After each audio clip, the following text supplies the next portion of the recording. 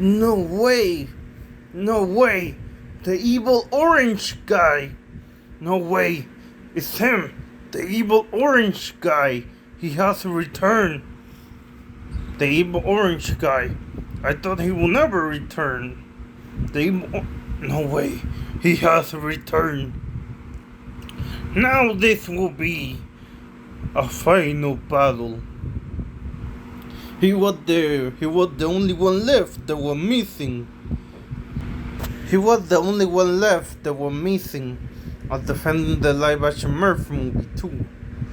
And I guess we gotta finish this. Yeah, I guess we gotta finish this. The first trailer for the upcoming SMURFS movie. For some reason, this got me thinking that I should go back and watch some of the old films from the 2010s because historically I've been a massive SMURFS hater in every respect. You should not be a hater. You should not be a hater. I have no idea why anyone likes him. I find him creepy. Yeah, it's not that bad. Sorry, it's not that bad. I like the creepy factor. And they're weird looking and deeply annoying. But hey, I thought the film maybe would They're not that annoying. show me something that I hadn't seen in them and change my view. And it didn't. The movie was abysmal. One of the most tedious films that I've watched in recent years. And Son of a killy toy. Son of a killy. I hated every second. Dumbass Koopa. Unsurprisingly, the world hated it too, and it had some pretty terrible reviews. No, they shouldn't hated it. They shouldn't have done that. They should have done that. They shouldn't have done that. 21% critical score and a 43% audience score on Rotten Tomatoes. So clearly not well regarded. However, in the end, that's not what matters. What matters is the question of whether it made a lot of money. Yeah, the money. Yep. And sadly, so sadly, It's not that sad. It's very good. Good news.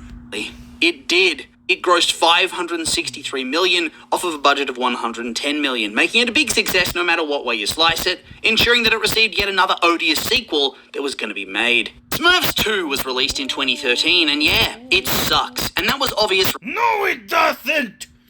No, it doesn't. It doesn't suck. Not at all. You're the one in the wrong, orange guy. You're the one in the wrong, orange guy. It doesn't suck. It doesn't. No, it doesn't. Not at all. Right from the get-go. You can just Google the film and see that it is trashed by pretty much any It's not trash. No, it's not. No, it's not trash. conceivable metric you look at. Its Rotten Tomatoes score, it's truly bad. Seriously, it has one of the lowest scores I've seen in ages. At least from a critical point of view, it has a 14% approval rating. Whilst its audience score is a 56%, which in any other context would be very bad. But in this context, it manages to look good in comparison. I think that says all it needs to about this thing, namely that nobody likes it. Unlike I like it. Nah, there are people that do like the second live action SMURFS movie. I like it. I like it. So you say nobody likes it, but you're wrong. I like it. I like it.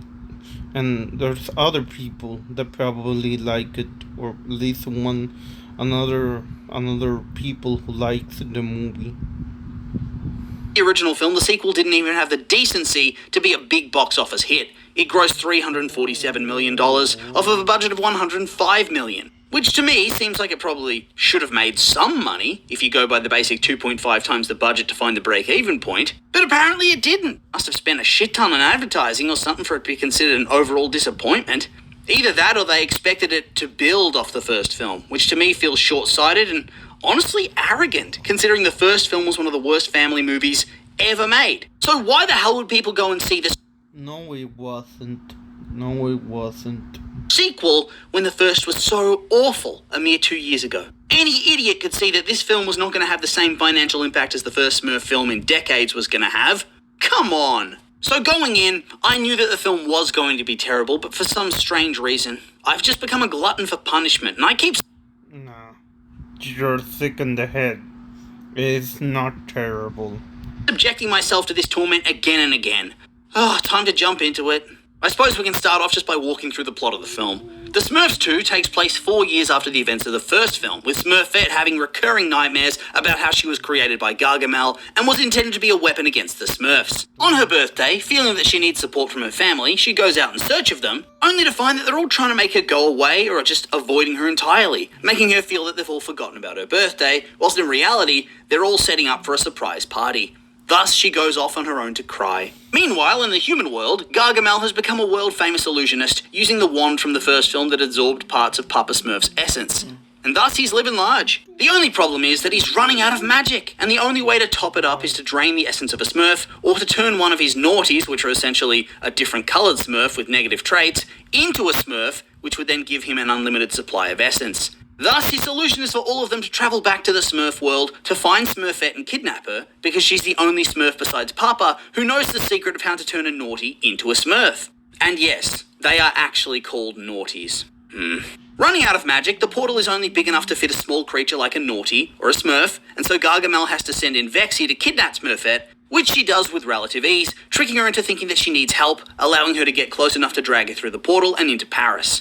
All the while, we also catch up with the Winslow family, the humans from the first movie, who are hosting a birthday party for their son Blue, who's just turned 4, despite being very obviously older than 4. Here's where we get the human drama that lingers throughout the movie. Patrick has daddy issues in regards to his stepdad Victor, who keeps trying to be involved in his life whilst Patrick considers him a nuisance and an annoyance. Victor also almost kills a child in this part of the film when he exposes... Good job, Victor. Good job, Victor. You're a hero. An American hero. Good job, Victor. him to peanuts and he has an anaphylactic shock. Because that's hilarious, isn't it? What Smurf... Yeah, I find death very funny. If they do it in a funny way, yeah. I found how people get run over and died very funny. Yeah, I'm sorry.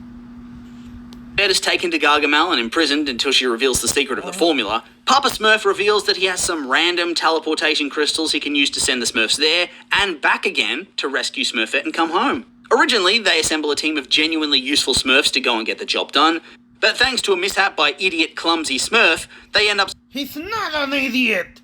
You take that back. He's not an idiot. He's a normal Murph. Sending Clumsy, Vanity and Grouchy alongside Papa Smurf to go to New York and enlist the help of the Winslow family to find Gargamel and save Smurfette. They arrive and they have some initial trouble with Victor, as obviously nobody in the real world knows what a Smurf is, and so he thinks they're monsters, which, well, they are, little freaks. They sort that out and... They're not that much they're not what you said. Since Gargamel's become world famous, they're easily able to go to Paris, and they all decide to book tickets and off they go on their next adventure to save Smurfette. Upon their arrival in Paris, their first order of business is to first infiltrate the hotel Gargamel's staying at to give themselves somewhere to stay, before heading off to the opera house where he's performing to try to find Smurfette. Instead of playing the long game and going incognito, Victor decides to confront Gargamel in front of everybody in the audience and is promptly turned into a duck. Whilst it fails to save Smurfette, the distraction does allow the Smurf squad to sneak into Gargamel's lair and discover what his plans are. Whilst at the same time, Smurfette's able to escape from her captivity, with the naughties chasing her down. As a ploy to get her back, Vexy and Hackus decide to try to befriend her and convince her to do naughty things to bring her back onto Gargamel's side, but along the way, the three actually form a true bond and start to consider each other siblings, which seems to be something that Smurfette is missing from her life. After all, whilst all the Smurfs do consider Papa Smurf a sort of father figure, all of them also lust after Smurfette, so you can't really consider that a proper sibling bond. And if you can, reevaluate your life, please. The rescue team reconvene and Nah, forget about it. decide that they're going to bust into Gargamel's hotel room and ambush him there to save Smurfette. But Victor accidentally gets himself and Patrick into strife, which in turn means the Smurfs are all alone and unable to make contact with Smurfette because they're locked out on the balcony. Because she can't hear them, all they can do is sit and watch as Gargamel acts all nice, giving her own magic wand, and trying to be kind and gentle to trick her into giving him the secret of the Smurf formula. They end up going to Gargamel's secret base, where Smurfette continues to refuse to give him the formula, until it becomes clear that the naughties are going to die unless they get Smurf essence. Which was a plot twist that was not referenced even once up to this point, and so it felt like a bullshit plot contrivance to justify why Smurfette would ever give up the formula without making her seem stupid enough to get tricked. She gives up the recipe and works with him to save the naughties before Smurfette and the two new Smurfs are betrayed and locked up to be drained of their essence. Meanwhile, Victor and Patrick have a brief falling out over Patrick continually rebuffing Victor's attempts to bond and blaming him for various disasters that have taken place across the course of the film, even though Patrick's right, and Victor gives up and leaves Paris altogether, only to be called What do you mean Patrick is right? No, he's not. He back by Grace to come and help Patrick. Or, I don't know. Patrick and the Smurfs infiltrate Gargamel's lair. The main Smurfs arrive and they all get chucked into the machine too, but not before they make up and there are apologies all around. Gargamel gets enough essence to power his new wand, and yet he doesn't let them go. He wants endless power. Then the humans arrive and smash the machine, and apparently that's all it takes to beat him. The wand loses all of its power, and in the end, he ends up back in his lonely tower in the Smurf world once more. No more fame, no more riches, just a hatred for the Smurfs to keep him going. I get it, Gargamel. I really do. The Smurfs say farewell to their wand, loses all of its power, and in the end, he ends up back in his lonely tower in the Smurf world once more. No more fame, no more riches, just a hatred for the Smurfs to keep him going. I get it, Gargamel. No, you shouldn't get it. They're not that hateable. They're not that hateable. Really do. The Smurfs say farewell to their human friends, whilst Patrick and Victor reconnect, and it's all a big wholesome farewell that was clearly setting up for a third installment. However, that third installment never came. They ended up scrapping their plans for a trilogy and decided to go fully animated with Smurfs The Lost Village. Whether that was the right move is anybody's guess though. It still got bad reviews, and whilst it had a lower budget, it made way less money too. On top of that, I don't think it had the same market impact. Whilst I was aware that the live-action films existed, and I simply avoided them like the plague due to my disdain for Smurfs, I had no idea that this movie existed at all. In the end, they probably should have just gone ahead with a third film. How much could this... Yeah, I agree. Yeah, we agree on something. They should have made the third one. They should have made the Murph live action third live. Yeah, they should have made the third live action Murph movie. They should have went and go ahead and made the third film. They should have went and go ahead and made Murph 3. Yeah. Film have realistically underperformed anyway. Okay, so that's the plot. And I guess we'll start by trying to say some positive things about the movie, just to get that out of the way. Well, Gargamel's there, again. Look, he's not given much to work with in terms of a script, and yet Hank Azaria's given it his all. Seriously, can you imagine getting in that makeup chair, being made to look like this, sitting there for hours, having to dance around a set in front of all that crew, being a complete ham and reciting a god-awful script, and yet still somehow be one of the better parts of the movie? That is impressive commitment to the paycheck. It's like Jack Black. Even if the project stinks, you can depend on him giving it his all and going above and beyond in his performance. Brendan Gleeson was also really good in his role of being a somewhat slapstick comedy character mingled with a more serious portrayal of a stepdad struggling for his son's approval. Plus, for the most part, the male Smurfs were well voiced. Oh, and Jacob Tremblay? He was actually really decent for a little boy in his first movie role. You can see why he got so many prominent parts across the 2010s and now into the 2020s. Oh, how hideous. Oh, how hideous. But that's the best we can do in terms of compliments for the movie. Those are the things that the film did well. And a lot That was a very ugly kid. Very ugly kid. of it, or really all of it, is not due to the filmmaking, but just the talent of the actors. After that, there's so much to dislike. Those are the only redeeming qualities across the entire movie. Otherwise, it absolutely... You forgot the naughties. You forgot the naughties. You forgot Bexy and Hackers. stinks. First up... No, it doesn't. No, it doesn't. The acting outside of those I mentioned is pretty bad. Neil Patrick Harris was absolutely devoid of any charisma in this film, and was incapable of working within the confines of a trash script, unlike a lot of the other actors. Smurfette's meant to be the focal point of the movie, and to be honest, it doesn't work. It was better in the first one because she didn't have as many lines, and so she didn't pull as much focus. But here, there was no hiding the weak voice acting from Katy Perry, who is not one of those pop stars that revealed that she was also a talented actress. She is no Lady Gaga. Visually, I suppose the movie's fine, but it's nothing special either. And the soundtrack is so deeply forgettable that it vanished from my mind as soon as the credits hit. Really, a movie like this is going to live and die by the script. In this instance, it died by the script. At its core, it is supposed to be a comedy film. They insert jokes and slapstick and toilet humor, and pretty much none of it lands. None. It doesn't even get so bad that it's funny. It just sucks overall, and it makes you feel like a massive idiot for sitting down to watch this movie. 105 minutes of runtime, and almost zero laughs are to be had. I felt ripped off. Ripped off, and I didn't. I did not. I streamed it. Could you imagine going to the cinema back in 2013, being subjected to this movie in all its glory, having to pay money? Yeah, I did. I watched it. I did saw it in theaters when it came out. Yes, I did saw it in theaters when it came out.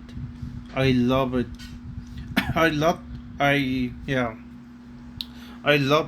I enjoyed the movie. You know, I love it. Or I cannot pick. Watch this film, good God. Are you coming with us? Is a Smurf's butt blue? It would turn you off going to the cinema forever. Beyond not being funny, though, the story's just boring. There was too much going on and too much No, it's not. It's not boring. Well, but you're acting the wrong person. No, it's not. It's not boring, but I'm the wrong person too. You know. So, yeah. Connect between the human storyline of Patrick and his stepdad trying to reconnect versus what was going on with the Smurf plot. There's so many long dialogue sequences where nothing happens. And then they counterbalance that with a lot of action sequences that felt like they went on forever and ever. The written dialogue's bad. They upped the number of Smurf-related words that they could cram in there to the point that every second line from these little blue freaks was a groan inducer. It was just woeful in every way. I can't comprehend how they've... What? What did you say? Orange guy? Greenlit yet another Smurfs film. I can't comprehend why they think anybody's gonna want... It's a different company this time, not Sony. Sony lost the license recently. It's Paramount this time, doing the new live action. It's not the same company, dude. It's not the same company doing the new one. So, yeah. I want to go and see it. Is this just about making sure the rights don't expire? It seems pointless. It's a different company making the 2025 movie, dude. It's not Sony anymore. It's Paramount. So the rights are kind of expired. So because it's not the same company anymore. It's not the same studio anymore. It's a different studio now. A different company.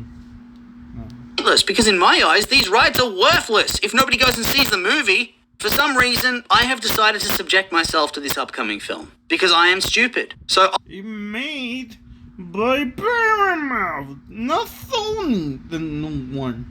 It's a different company, different brand. Influencer Murphy, part of the Paramount timeline, not the Sony one. I'll be back with that another day. For now, though, I'll just remind you that these have all been my opinions, and now I'd like to hear yours. Your awful opinions! Nobody cares about your opinions, orange guy. Nobody cares about your awful opinion, orange guy. Or reviewer. Yeah, nobody cares about your trashy opinion of talking trash about the live action Smurf movies. Nobody asks for your bloody opinion. I hope you guys enjoyed the video. See you next time.